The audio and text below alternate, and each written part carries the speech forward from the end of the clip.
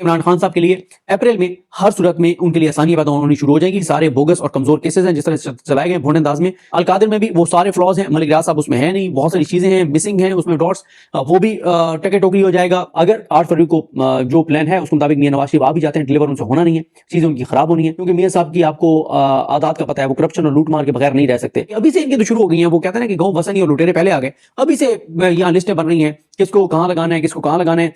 उनके इमरान खान की हुकूमत भी आ जाए, पीटीआई की भी हुकूमत आ जाए, इस वक्त वो बड़ा मुश्किल है इस एनवायरनमेंट में डिलीवर करना। अगर कोई ये समझता है कि पाकिस्तान जो है वो चोरों डाकुओं और लुटेरों के जरिए बेहतरी की तरफ जाएगा, तो ये बहरहाल मुझे तो कोई इस पे कोई उम्मीद नहीं है। बहुत ही ज्यादा क्राइसिस वाला ये टाइम होगा, उसमें अगर मियां नवाज शरीफ जिस जिल्लत के साथ आ रहे हैं और अवाम भी साथ नहीं है, तो वो कैसे डिलीवर करेंगे। तो जाहिर है जब वो आएंगे और फिर उनके लिए चैलेंजेस होंगे, और ये भी कोई पता नहीं है कि लॉटरी निकला है पीपल्स पार्टी की, उनको हुकूमत दे दी जाए बाकी जमातों के साथ मिला के। और फिर इसमें जो एक और भी इसका पहलू है कि सारी गेम कैसे बदल सकती है, उस पर अलग से बात करेंगे। वो एक बड़ा एक जरा उस पर डिटेल से बात करेंगे कि एक और मामला सुप्रीम कोर्ट आ रहा है और वो बड़ा गेम चेंजर, वो भी फैसला जो है वो साबित हो सकता है उस वो जो सुप्रीम कोर्ट में मामला आ रहा है। तो मैं ये समझता हूं कि इमरान खान साहब के लिए अप्रैल में हर सूरत में उनके लिए आसानियां पैदा होनी शुरू हो जाएगी। मेरी असेसमेंट है, मेरी एनालिसिस है, उसकी वजह यह है कि 2 माह मैक्सिमम तमाम केसेस में जमानतें सुप्रीम कोर्ट तक पहुंच जाएंगी, और इनमें से कोई एक केस भी ऐसा नहीं है जिसमें इमरान खान साहब को सुप्रीम कोर्ट तक जाते हुए भी जमानत ना मिले। कंफर्म उनको जमानतें मिल जाएंगी। सारे बोगस और कमजोर केसेस हैं जिस तरह से चलाए गए भोंड अंदाज में, वो सबके सामने मैक्सिमम ये तमाम केसेस जो हैं वो 2 माह के अंदर अंदर सुप्रीम कोर्ट तक जो है वो डिसाइड हो जाएंगे। जब ये सुप्रीम कोर्ट तक डिसाइड हो जाएंगे और इनमें जमानतें हो जाएंगी, तो नए केसेस, यानी इमरान खान साहब पर सबसे तगड़े जो 4 केसेस बनाए गए वो यही हैं। एक तोशाखाना जज मोईनुल वाला, वो टके टोकरी हो गया। साइफर वाला ये टके टोकरी हो जाएगा। 2 जो और केसेस हैं वो तोशाखाना जो नैब रेफरेंस है, और अलकादिर में भी वो सारे फ्लॉज हैं, मलिक रियाज साहब उसमें है नहीं, बहुत सारी चीजें हैं मिसिंग हैं उसमें डॉट्स, वो भी टके टोकरी हो जाएगा। ये जो केस है जिसमें 1 करोड़ और 80 लाख का गिफ्ट था, और इमरान खान साहब ने जो है वो तोशाखाना से 90 लाख रुपए लेकर और वो गिफ्ट ले लिया था, लेकिन उसके बाद जो केस बनाया गया है वो बनाया गया है कि नहीं, ये 1 करोड़ 80 लाख का गिफ्ट नहीं था, ये 3 अरब और 16 करोड़ का गिफ्ट था, और इमरान खान ने 3 अरब और 14 करोड़ जो है वो कम पैसे दिए हैं। इस हवाले से हमारे दोस्त सोहेल रशीद साहब ने एक इंटरव्यू दिया है उनको, साकिब बशीर साहब को, आप देखेंगे तो उन्होंने बताया है कि किस तरह से कोशिश की गई। और फिर रात को मैं सुन रहा था साकिब बशीर साहब ने मेहर बुखारी साहब के प्रोग्राम में बताया कि वो जो गिफ्ट है उसकी तस्वीर दिखाकर और उसकी असेसमेंट ली गई है, और तस्वीर देख के दुबई के एक शख्स ने जो है वो जो भी उसका बिजनेस है उसने कहा कि जी ये 3 अरब और 16 करोड़ है। वो ये वही है जिसमें इमरान खान साहब ने अमजद कुरैशी साहब को कहा कि बड़ा आपने छक्का मारा है, आपने तो छक्का ऐसा मारा कि बॉल जो है वो ना सिर्फ ग्राउंड के बाहर गई है बल्कि पवेलियन से बाहर गई है, बल्कि गुमी हो गई है। और उसमें इमरान खान साहब ने यही कहा कि आपको कहा गया कि 50 करोड़ से ऊपर का केस बनाना है, आपने सीधा सीधा 300 करोड़ से भी ऊपर का बना दिया है। तो ये है, यानी 316 करोड़ का बताया गया कि वो गिफ्ट है, और कोई ना वो गिफ्ट को एवेल्युएट किया गया है ना उसको देखा गया है। और जितने भी पाकिस्तान में जो जिस कमेटी को जिसको भेजा गया कि इसकी कीमत आप बताएं, तो कोई उसकी कीमत नहीं बता सका। और दुबई में एक शख्स ढूंढा गया, उसने 3 अरब और 16 करोड़ उसकी कीमत लगा दी। तो ये है इमरान खान साहब के केसेस का स्टेटस। अगर 8 फरवरी को जो प्लान है उसके मुताबिक मियां नवाज शरीफ आ भी जाते हैं, डिलीवर उनसे होना नहीं है, चीजें उनकी खराब होनी है। अनसर्टेनिटी जाहिर है मियां साहब के आने से इसलिए बढ़ेगी क्योंकि मियां साहब की आपको आदात का पता है, वो करप्शन और लूट मार के बगैर नहीं रह सकते।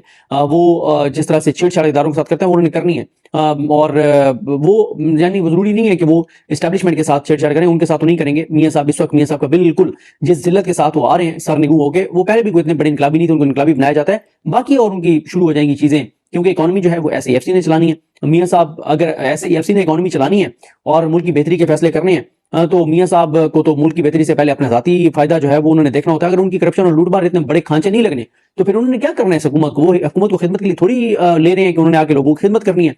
तो जब वो आएंगे इनकी आपस में लड़ाई होंगी, पीपल्स पार्टी और नून लीग की मौलाना साहब के साथ। ये लड़ते किस बात में? मुल्क के लिए नहीं लड़ते कि पेट्रोल सस्ता करना है, डीजल सस्ता करना है, बिजली सस्ती करनी है, डिलीवर करना नहीं। ये लड़ते हैं कि ये इतनी वजारतें मुझे दे दो, इतनी मुझे दे दो, फलानी बड़े पैसे वाली है वो तुमने ले लिया तो मुझे 2 ऐसी दे दो कि उसके बराबर पैसे मैं कमा सकूं, फलाने में नौकरियां ज्यादा बिकती हैं तो वो तुमने ले लिया तो मुझे कोई ऐसी 3 वजारतें दे दो कि इनके बराबर नौकरियां। क्योंकि ये सारी मार धाड़ वो जिसे कहते हैं ना कि अभी से इनकी तो शुरू हो गई है। वो कहते हैं ना कि गांव वसनी और लुटेरे पहले आ गए, अभी से यहाँ लिस्टें बन रही हैं किसको कहाँ लगाना है, किसको कहाँ लगाना है, कि साफी को कैसे नवाजना है, साफियों की कौन कौन सी जगह हैं, कैसे कैसे उनको फिल करना है, किसको लगाना है। ये सारी वो चीजें हैं जो ये आगे करेंगे, डिलीवर ये करेंगे नहीं। महंगाई पाकिस्तान की तारीख की बुलंद तरीन सतह पर है, और पाकिस्तान के अंदर बेरोजगारी पाकिस्तान की तारीख की बुलंदतरीन सतह पर है। पाकिस्तान में जो है वो कारोबार इस वक्त बंद है और रियल एस्टेट का सेक्टर बिल्कुल नीचे गया हुआ है, डाउन है। कंस्ट्रक्शन बिल्कुल रुकी हुई है।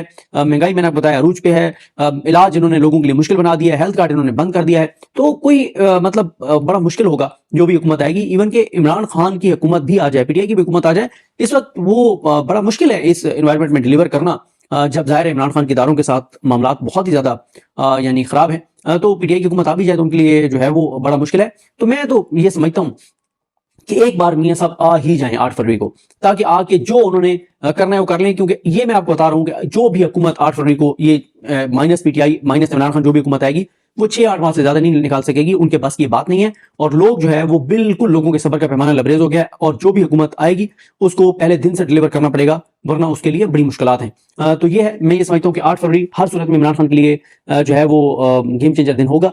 उसके नतीजे में जो भी जिसको भी हुकूमत दी जाएगी वो डिलीवर कर नहीं सकेगा। अवाम उसके पीछे होगी नहीं, अवाम उस हुकूमत को सपोर्ट करेगी नहीं। और अवाम के अंदर अगर मियां नवाज शरीफ बन जाते हैं तो मायूसी बार अवाम के अंदर बहुत ज्यादा बढ़ेगी। और पहले ही आप देखें कि लाखों लोग पाकिस्तान से जा चुके हैं, लाखों करोड़ों पाकिस्तान से जाना चाहते हैं। हमारा मुल्क है, इंशाल्लाह एक वक्त आएगा, अल्लाह ताला करम करेगा, पाकिस्तान बेहतरी की तरफ जाएगा। लेकिन अगर कोई ये समझता है कि पाकिस्तान जो है वो चोरों डाकुओं लुटेरों के जरिए बेहतरी की तरफ जाएगा, तो ये बहरहाल मुझे तो कोई इस पे कोई उम्मीद नहीं है कि इन चोरों डाकुओं लुटेरों के जरिए मुल्क बेहतरी की तरफ जाएगा। ऐसा मुमकिन नहीं है। हाँ, जिस हुकूमत को अवाम अपने वोटों से लाएं वो हुकूमत बिल्कुल पाकिस्तान को आगे लेकर जा सकती है। दोबारा जी, आज का दिन बड़ा इंपॉर्टेंट है। ये देखना होगा खासतौर पर कि जज जो है मोहम्मद बशीर साहब की कल उनकी तबीयत नासाज हुई तो उनको वहीं से अस्पताल ले जाया गया।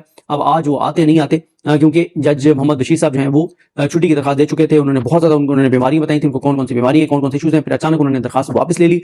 वो इमरान खान साहब का हक के जो जिरा है वो भी खत्म कर चुके हैं। और आज ही अगर इस्लामाबाद हाई कोर्ट में समाअत के लिए मुकर्रर हो जाता है तो शखाना नैब रेफरेंस की जो जिरा का हक खत्म किया गया है उस पर अगर हाई कोर्ट स्टे दे देती है तो फिर भी ये मामला रुक जाएगा। क्योंकि कल तो बहुत कोशिश की इमरान खान साहब के वकील ने, पूरा दिन सुबह से लेके और दोपहर तक के किसी तरह से कल ही ये साइफर वाला केस इस्लामाबाद हाई कोर्ट में लग जाए, लेकिन वो नहीं लगाया गया। और उनकी कल कोशिश थी कि किसी तरह से ये वाला केस लग जाए नैब वाला, लेकिन वो भी नहीं लगा। और जेल ट्रायल के हवाले से भी जो जेल ट्रायल के खिलाफ इमरान खान की दरखास्त थी वो भी कल ही आमिर फारूक साहब ने मुस्तरद कर दी थी। और उसके ऊपर भी देखते हैं डिटेल क्या फैसला जो है वो आता है। तो ये सूरत हाल है। देखते हैं चीज़ें कैसे आगे बढ़ती हैं। और मेरे नहीं ख्याल की कोई चीज़ ऐसी रह गई है जो केसेस हैं उनकी मैंने तफसील आपको बता दी है। मुझे अपनी दुआ में याद रखें।